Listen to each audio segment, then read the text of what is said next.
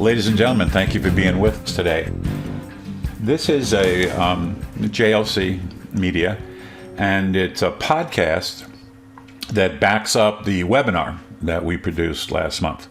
And what we promised the audience that we would do, and we received feedback that that would be a really good thing for you to do, is to take the behaviors from the adaptive leadership piece and talk about those behaviors in a little more detail. So, just to review what we did, we talked about the difference between technical problems and adaptive challenges, and how very often in leadership those things get stuck together. There are some simple examples like, okay, I have high blood pressure. What should I do? I can go to a subject matter expert, and that subject matter expert is my physician, who will then prescribe a drug or some kind of, pharmaceutical that will reduce my blood pressure. That is a technical solution to a technical problem. However, my doctor, who I really enjoyed, chose to look at that as an adaptive challenge and said, let's just lose some weight. Let's shift your eating practices, and I think we may actually receive the same successful result as a result of you responding to this by adapting your lifestyle. So that's probably, in my mind, that's a pretty good example of a technical problem conflated with an adaptive challenge. Now, I had much more responsibility in the adaptive challenge because I needed to change my lifestyle for something to happen differently. It would have been easy just to take the drug. Subject matter expert says take the drug. So today we're going to talk about one of the 6 behaviors that help you see the differences between technical and adaptive challenges. Vince, what are you hearing me say, and what's resonating with you right now? Yeah, so hey, thank you, Ray, for the invitation in. So I heard you use a pretty good illustration of what could be, most people could really see as an adaptive solution or a challenge that's identified compared to a technical. And your example, you talked about having something wrong, seeing your physician, he gives you a drug, right? A very linear process. But is that the real issue? The symptom is you have these symptoms and he's treating that. But what's the issue? The issue is more adaptive. We need to make some systematic changes in behavior or style that really lead you to an alternate outcome. And sometimes that even takes a little bit longer to build. And so what was resonating with me was that contrast between doing something on the short term for a short-term fix or recognizing a cultural or systems change that can really change the outcome. So that's brilliant. That's absolutely so. Thank you, Vince. So we are in the process of developing another set of podcasts about systems archetypes, and right now Vince just laid one on the table. We have a problem, and we can do a problematic fix. We can do a symptomatic fix. Is the same thing. That has some strange unintended consequences, but that's another conversation. But he did that beautifully. And there are people in my life that I have worked with that have retired putting out fires. That was their whole deal. And I'm not at all denigrating that behavior. Not at all. Fire's burning, put the fire out. And if we have some way to see a little bit broader, maybe there are some adaptive challenges conflated with the technical problems that we're seeing. That was really brilliant. Thank you. Colleen? Mm-hmm. Yeah, I think just listening to you and Vince kind of close the loop, what immediately came to my mind was think about how many students are prescribed, or told they're diagnosed ADHD, take a pill, and so, and not saying that many of them don't need that. However, it's quick and easy for me just to say, little Johnny's not listening in class, boom, take him to the doctor, here you go, and move forward. Technical response and technical versus really peeling back that onion and finding out what's going on at home, right? What's really perhaps underneath this kind of different type of behavior or his inability to focus. So that's kind of where I went, because I think that it happens all the time, way more than we probably even recognize. Yeah. So of course that has been my school life forever and ever. about seeing those distinctions. I had one youngster that the parent was absolutely sure the kid needed to be on a particular drug because of their ADHD. And I said, well, tell me about the kids, what's the afternoon like for this kid? What happens when they get home from school? Oh, they get on the computer right away. They play their games. They start texting. So the kid actually was building most of his after school hours and before school hours, believe it or not, distracting himself with all these things that were out there. So what I finally came to with that mom was, this guy may have been developing a skill set around distracting himself. Maybe we could talk a little bit more about it. There's some other things we could do.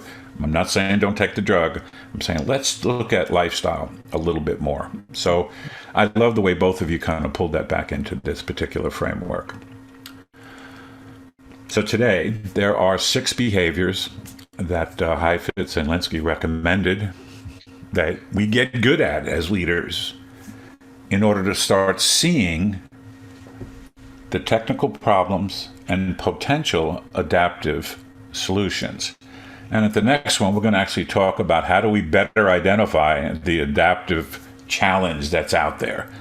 So for now, we're just going to talk a little bit about the first behavior and how it might actually lead to identifying the adaptive challenge. It's kind of what our colleague said we probably could do. Let's find out. So the very first behavior that's recommended by the folks who produced this whole idea of adaptive leadership is to get on the balcony.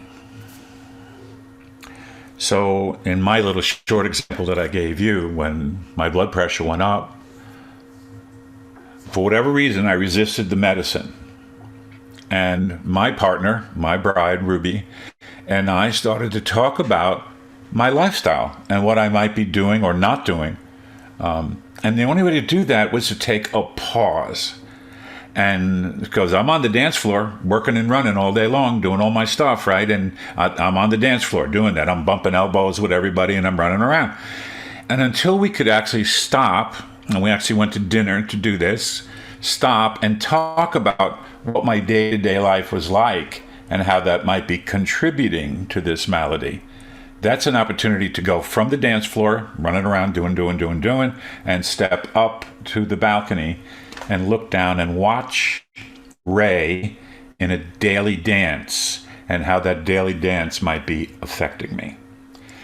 So that's my example of the balcony. And I'm wondering if you guys first, what did you hear? And can you add your own example?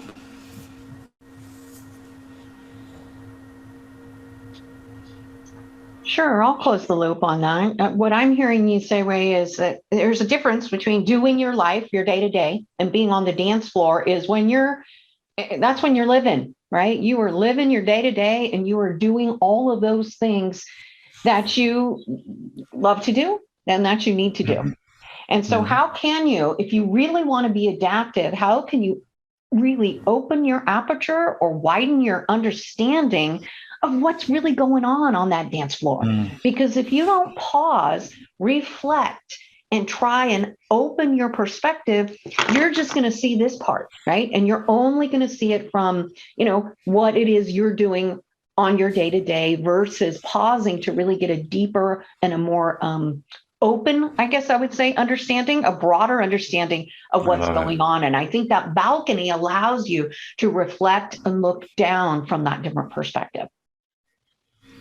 What I think about in my world of coaching, in my early years coaching, I didn't see the field. Okay, yep. I saw the kids individually and what they were doing. Were they following my instructions? Were they actually playing the defense I asked them to play? It wasn't until I had a very good friend and mentor who said, "Ray, there's more going on the floor than you're seeing." Yeah. How is that possible? I'm right here with them. I see it. And my vision was pretty narrow. And until my mentor, and we've lost him now, his name was Yui, he gave me so much perspective about what was happening. And he kind of just sat with me and brought me up on the balcony so I could look down on that dance floor, which at that time was a basketball court. And I was missing so much stuff.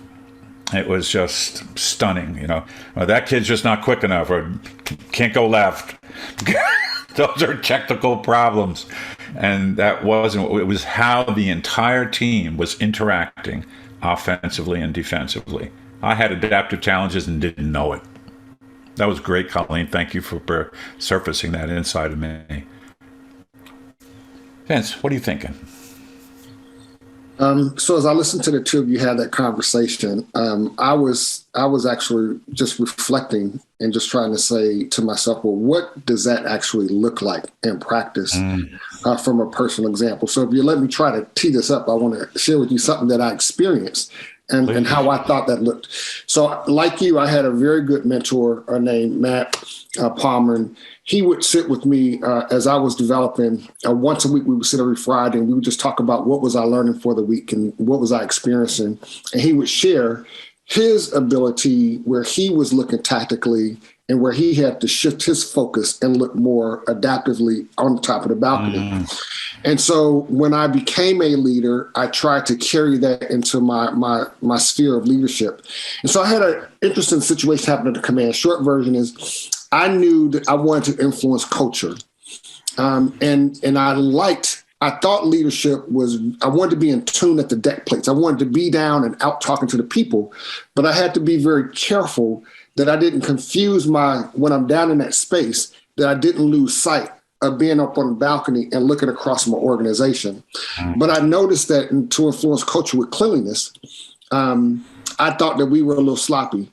So a technique that I learned from my mentor, I would walk around the command and I would take cards and I would write, if you find this, come and see me. And I would ball it up and I would throw it in the corners in different places around the organization. And people would find these cards and they would come to my office and go, sir, I found this card. It says to come and see you. And I said, absolutely. And I would buy that individual a cup of coffee and thank them profusely for what they had done. It seemed like something that was very minimal, but what it ultimately did was it transformed the culture of the organization, because a couple of months in, I had people walking around all the time looking to keep the place clean and to influence behaviors. And because I just had that, I remembered that lesson I learned from my mentor, the importance of standing across. And if you want to influence the organization, you have to look across, how do you want to influence that change? I did go down technically and do some things, some technical things, but I did it with an adaptive outcome and response in mind. So as you guys were talking, I was thinking about that real life example that I experienced. See, the brilliance in that together with your mentor, what you unfolded. I can walk around any organization and with a notepad and note things. Here's where we get in trouble. We react to that moment and we actually say, this is what you should do differently. And you said it, Vince. It's a tactic. Yeah, stop doing that, do this, right? And probably that's a good solution. That's a technical solution. Stop doing this, do that. That's because you had some authority and you had some subject matter expertise about what was going on. If we don't have that, and I loved your Friday afternoon conversation, which is your balcony conversation, to get up on the balcony and say, here are the things I learned to notice this week out on the deck plate. I'm wondering if you're seeing something similar. Boy, that opens, and I love the phraseology both of you use, opens the aperture, allows you to go on the balcony and watch the dance happen. Did this with the surgeon one time about the operating room, where he was frustrated with the operating room. He's in there doing his thing, and if something wasn't going the way it should, you know how that works. If you're the surgeon in the OR, you're absolutely in charge. You're God in that room. Stop doing that, do this, fix that, do that. And they would never, ever did they do any kind of huddle beforehand or a powerful debrief. So he was unable to see all of the variables affecting that operating room. It could be something as simple as my kid was up all night with a toothache. I didn't sleep at all. I'm going to do my best, but I want to make sure that you know, stay with me on this operation. little things that have great power in this environment to give us the perspective necessary, the wider view. So I think in order to even identify an adaptive challenge, I think Vince and Colleen did that beautifully. I won't see an adaptive challenge if I keep fixing technical problems, because I'll keep going around fixing this, fixing that. And at the end of the day, I go, good job. And I go home, because what I spent the day doing, putting out fires. Until you get up on that balcony, we really almost get stuck in coming back to our subject matter expertise, rather than recognizing this could be an adaptive challenge, and I may need the wisdom of the deck plate, the wisdom in the room, the wisdom of all that we serve in order to chase down this adaptive challenge. What you guys did today was absolutely magnificent to set the stage for the next part of this. When we come back, I'll do a quick review of this. Let's get on the balcony. Might even do one more example to remind ourselves of that. And recognize that when I'm on the balcony, I want to be able to see the distinction on that dance floor between technical problems that need to be resolved, right, and adaptive challenges. I love the way Linsky and Heifetz say this. He says one of the greatest challenges of leadership is people don't see the difference between those two, or they conflate them into one major issue or major problem. You guys were fantastic today. Let's close out with this. Given this idea of getting, broadening the space, right, and finding an opportunity to get on the balcony, all right?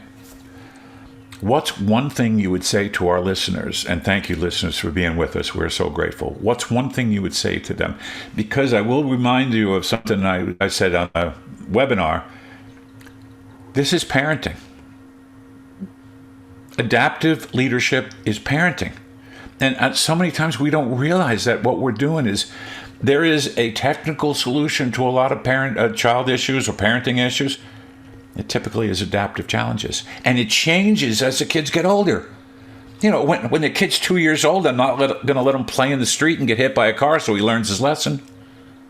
I'm going to say, get out of the street, go on that, and make some big statement about it. See, that's a technical problem with a technical solution.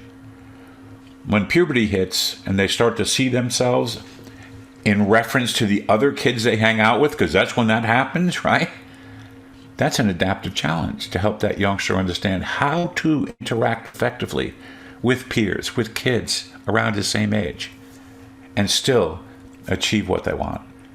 Technical problems, adaptive solutions. Got to get on the balcony. Colleen, what would you tell the gang that's listening? Oh, I would just say that, we talked a lot about, when we're kind of they're conflated and we're dealing with them as a technical problem or an adaptive solution. Sometimes it's both, right? Sometimes it's not either or, and it might be a blend. So I just encourage everyone, as you really start to pause and reflect, because I think that is the key piece in this, is to recognize, am I looking at this issue just from, a small perspective, or do I need to pause and just take a step back? And maybe as Vince did, do I need to chat with another parent? Do I need to chat with somebody who I really respect so I can get a broader understanding of the problem before I start to jump in and solve it?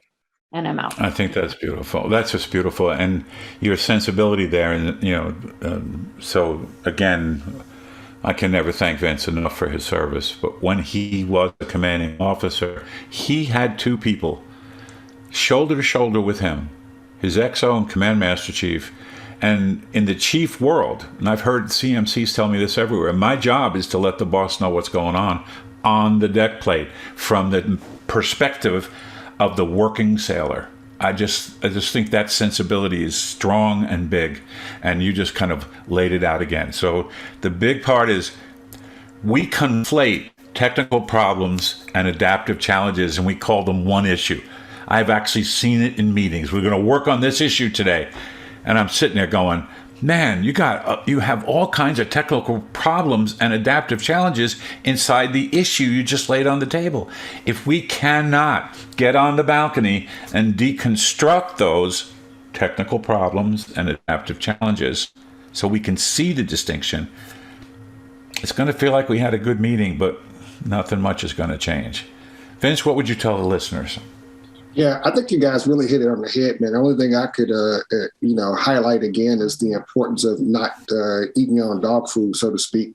Don't think that you have the right solution, and you have to. Sometimes, man, we know what it feels like, but we don't necessarily know the terms. And it's okay not to know the terms, adaptive and technical, and know it by words. But you have to understand what's happening around you. So the reflection piece is important, but the other key important component to me is being humble enough to create a safe space, man, to really get the feedback that you need. You need people to feel comfortable and safe around you, to tell you what they're seeing and getting that honest, laying those issues on the table so that you can see it together. So you don't have to fix it by yourself. You just have to be open to receive the wisdom of the team and your key leader so that you can get there. And I'm out. Okay. Not sure I can say that any better. That was magnificent. And, we all love Brene Brown today. How do we practice this vulnerability, openness, psychologically safe space? That's the work that we do here at JLC. That is the stuff we bring outbound to people that are interested, that would like to lead in a slightly different way. And probably, in our opinion, I think Vince and Colleen will probably nod at this, a more effective way. Ladies and gentlemen, thank you so much for being with us today. We have enjoyed doing this particular webinar about adaptive leadership. And I hope you enjoyed this very first section on, as a leader, how do I get on that balcony? And why should I? I think both those questions got answered today from our perspectives. Your homework is to think about, how do I get on the balcony as a mom, as a dad, as a sibling, as a caregiver, as a leader, whatever position you're in, the chance to recognize the differences between technical problems and adaptive challenges. It lives on the balcony. That's the place we can really clarify what's going on. Next time, we're going to talk about how the balcony helps us identify which one's really adaptive and how many do we have, and which one looks like something we can tap into people's wisdom to truly begin a pathway forward. Great having you here today. Thank you so much for being with us here at JLC. You can find us at gojlc.com. And if you'd like to talk to Vince or Colleen or me, you have the opportunity. You get a 30-minute, absolutely on us discovery conversation. I love it when I had one guy call him and said, "What the hell is the difference between these things? I'm confused." Oh, so am I. I'm learning this work with you. I don't want to act as though I know everything. I'm learning the work with you. I want to be a learning leader. I invite you all to think about what that might look like. Looking forward to next time when we talk about doing our best to identify the adaptive challenge. Take care, ladies and gentlemen. We'll see you again. Sincerest thanks for listening to this episode of the Everyday Leadership Conversations podcast. The Jorgensen Learning Center offers a variety of programs for individuals and organizations to enhance their communication and leadership skills. To find out more about programs and upcoming webinars, check out our events page at gojlc.com.